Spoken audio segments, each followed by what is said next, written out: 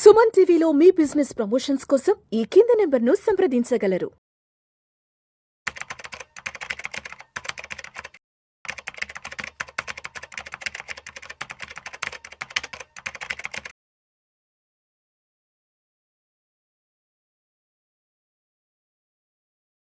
నమస్తే, నేను జీవి సత్యనారాయణ. ఈ ఎపిసోడ్లో లేటెస్ట్గా పాకిస్తాన్ పహల్గాం గొడవ ఏదైతే జరిగిందో యుద్ధ వాతావరణం ఏర్పడ్డట్టు. ఎప్పుడు ఏం జరుగుతుందో తెలియదు. జియో పొలిటికల్ వార్ అంటాం దీన్ని.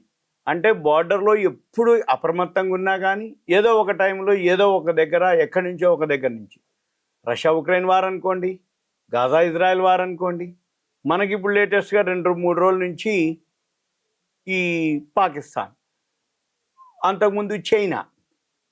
ఎవరైతే చైనా వాళ్ళు మన భూభాగంలోకి వస్తారో బార్డర్లో జియో పొలిటికల్ వార్. పాకిస్తాన్ వాళ్ళు ఇప్పుడు పెహల్గాంలో ఏదైతే జరిగిందో గొడవ, మనము వెమ్మటే అక్కడ వీసాలు రద్దు చేయటం, మన వాళ్ళని అంటే అక్కడ ఉన్న వాళ్ళు ఎవరైతే ఇండియా వాళ్ళు పాకిస్తాన్లో ఉంటే వచ్చేయమంటాం, ఇక్కడ ఉన్న పాకిస్తాన్ వాళ్ళని పంపించేయటం, స్టూడెంట్ వీసాలు ఉన్నా ఏ వీసాలు ఉన్నా టైం ఇచ్చేయటం, పంపించేయటం.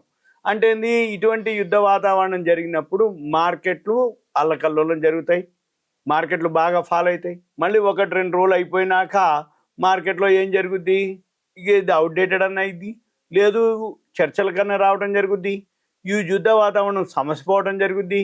యుద్ధ వాతావరణం సమసిపోయినాక మళ్ళీ మార్కెట్లు పుంజుకోవడం జరుగుతుంది. మనం ఏం చేయాలిగా, యుద్ధ వాతావరణం కానీ ఏదైనా జరిగినప్పుడు ఈ డిఫెన్స్ వాటికి బాగా వాల్యూ ఉంటాయి, డిఫెన్స్ స్టాక్స్. మనం ఏం చేయాలిగా, పెన్ను నోట్బుక్ దగ్గర పెట్టుకోండి. ఈ వీడియో వినేవాళ్ళు ఎవరైతే ఉన్నారో 1-2 సార్లు వినండి. screener.inకి వెళ్ళండి. screener.inలోకి వెళ్ళి హోమ్ పేజీలో సెర్చ్ అని ఉంటుంది, రైట్ సైడు సెర్చ్ క్లిక్ చేసిన తర్వాత ఉదాహరణకి డిఫెన్స్ స్టాక్స్ ఉన్నాయి, ఏమేమి ఉన్నాయో తెలియదు కాబట్టి ఉట్టిగా డిఫెన్స్ అని అనండి. డిఫెన్స్ అనగానే వచ్చేస్తుంది లిస్టు. ఇంకో పారస్ డిఫెన్స్ అని, ఈ డిఫెన్స్ సంబంధించిన అన్ని మనం ఏం చేయాలి, దాని మీద క్లిక్ చేయాలి. క్లిక్ చేసిన తర్వాత ఇప్పుడు పారస్ డిఫెన్స్ ఇవాళ మార్కెట్ పడ్డా పెరిగినా కానీ 13% పెరిగింది. ఆల్ టైమ్ హైకి 1,300 రూపాయలు ఉంది షేర్ ఇప్పుడు పారస్ డిఫెన్స్. మన పని ఏం చేయాలి, ఇక్కడ పీర్స్ అని ఒక వర్డ్ ఉంది, పీర్స్ క్లిక్ చేయాలి. ఈ పీర్స్ క్లిక్ చేస్తే డిఫెన్స్కి సంబంధించిన ఏవైతే లిస్ట్ ఉందో అవన్నీ మనకు ఇక్కడ వస్తాయి. ఈ డిఫెన్స్ సంబంధించిన ఏమేమి ఉన్నాయా అంటే Hindustan aeronautics, Bharat dynamics, BEML, Azad engineering, MTAR, Paras defence, యూనిమెకారో, అట్లా. ఇక మనం ఏం చూడాలిగా, ఇది ఏవైతే డిఫెన్స్ ఉన్నాయో డిఫెన్స్లో మళ్ళీ సెక్టార్లు ఉంటాయి. అంటే ఏంది, ఇప్పుడు ఉదాహరణకి బిఎంఎల్ ఉంది. బిఎంఎల్ ఏంది, అక్కడికి పోవటానికి లెవెల్ చేయడానికి భారత్ ఎర్త్ మూవర్స్, రోడ్ రోలర్లు, ఈ బుల్డోజర్లు, ఇవన్నీ లెవెల్ చేయడానికి కోసం ఉపయోగపడేవి కూడా డిఫెన్స్ కిందకే వస్తాయి. మన పని ఏంటిది, ఇప్పుడు హిందుస్థాన్ ఏరోనాటిక్స్, దానికి 1,00,000 కోట్ల ఆర్డర్ ఉంది. ఇప్పుడు మన పని ఏంటిది, ఏవైతే ఉన్నాయో కావాలి అనుకుంటే ఇక్కడ సెక్టార్ అని ఒక వర్డ్ ఉంది, దాన్ని క్లిక్ చేయాలి, సెక్టార్. ఈ సెక్టార్ క్లిక్ చేస్తే దీంట్లో 30 కంపెనీలు వచ్చినాయి. ఇప్పుడు 30 కంపెనీలు ఏవైతే ఉన్నాయో దానికి సంబంధించిన అన్నీ కూడా అంటే బీడిఎల్ ఉంది, గార్డెన్ రిచ్ బిల్డర్స్, కొన్ని ఇందులో ఉంటాయి, కొన్ని కలిసి ఉంటాయి.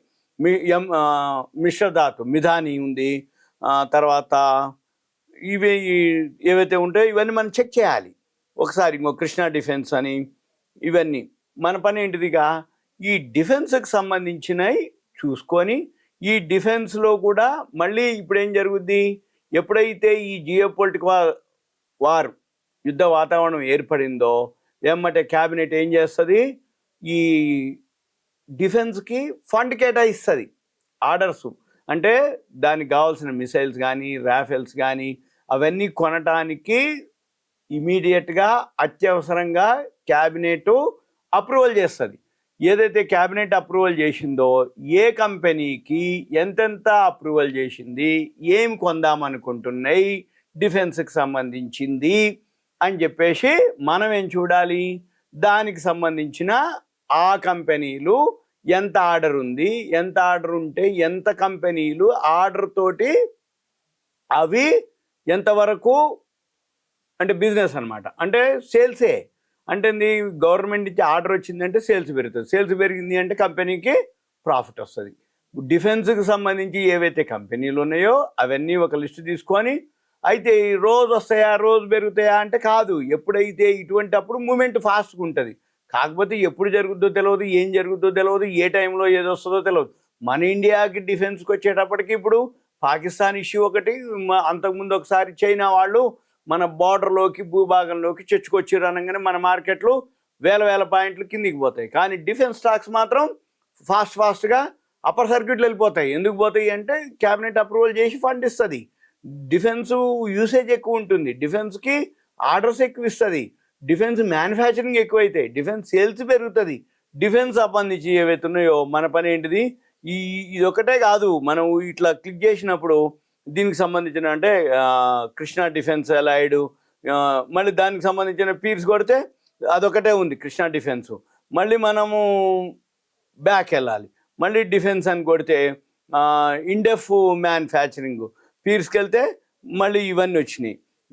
ఇవన్నీ చూడాలి మనం. ఇక మన పని ఏంటిది, ఒక డిఫెన్స్ అని వర్డ్ క్లిక్ చేసుకొని దానికి సంబంధించినటువంటి ఉరవి డిఫెన్స్ అట, పీర్స్కి వెళ్తే ఏమేమి ఉన్నాయి దానికి సంబంధించినవి మనం అన్నీ కూడా చెక్ చేయాలి. అయితే వీటిలో మెయిన్ మీరు చూడవలసింది ఏంటిది తెలుసా, సింపుల్గా బ్యాలెన్స్ షీట్లు, ప్రాఫిట్ అండ్ లాస్లు, లాభమా నష్టమా, ఆ కంపెనీకి ఆర్డర్ ఉందా లేదా, అది మెయిన్. అయితే ఈ డిఫెన్స్లో కూడా రకాలు ఉంటాయి, సముద్రంలో ఉంటాయి, గాలిలో ఉంటాయి, నేల మీద ఉంటాయి. మనము ఏ డిఫెన్స్లో దేనికి సంబంధించిన సెక్టారో గమనించాలి. సబ్మెరైన్లకు సంబంధించిందా, సముద్రంలో ఏదైతే యుద్ధాలు చేయడానికి ఉపయోగించేదా, ఏ కంపెనీకి దేనికి ఆర్డర్ ఇచ్చిర్రు, డ్రోన్లకు ఇచ్చిర్రా, గాల్లో ఉండే వాటికి ఇచ్చిందా, రోడ్డు మీద వాటికి ఇచ్చిందా, ఆ ప్రోడక్ట్ ఏంటిది, ఆ కంపెనీకి ఎంత ఆర్డర్ వచ్చింది, ఆ కంపెనీ ఎంత సేల్స్ ఉంది, ఆ కంపెనీ ఎంత చేస్తుంది, ఇవన్నీ కూడా మనం ఏం చేయాలి, చెక్ చేయాలి.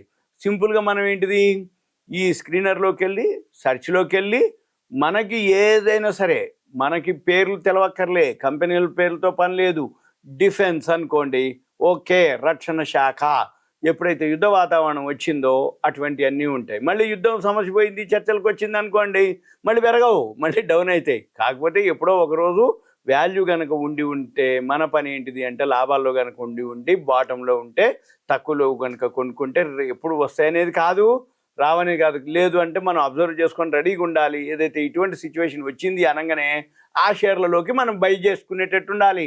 రెడీగా హోంవర్క్ చేసుకొని అవగాహన చేసుకొని అర్థం చేసుకొని ఉండాలి. అంతే తప్ప ఇప్పుడు డిఫెన్స్ స్టాక్స్ కొనమని కాదు అర్థం. అటువంటి సిచ్యువేషన్ వచ్చినప్పుడు ఆ స్టాక్స్ పెరుగుతాయి అని చెప్తున్నా, అంతవరకే తప్ప వేరే విధంగానే కాదు.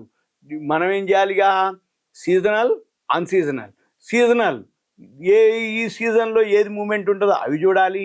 ఇప్పుడు ఏ సిచ్యువేషన్ ఉంది, ఆ సిచ్యువేషన్ తగ్గట్టుగా ఏ సెక్టార్ మూమెంట్ ఉంటుందో అవి చూసుకోవాలి.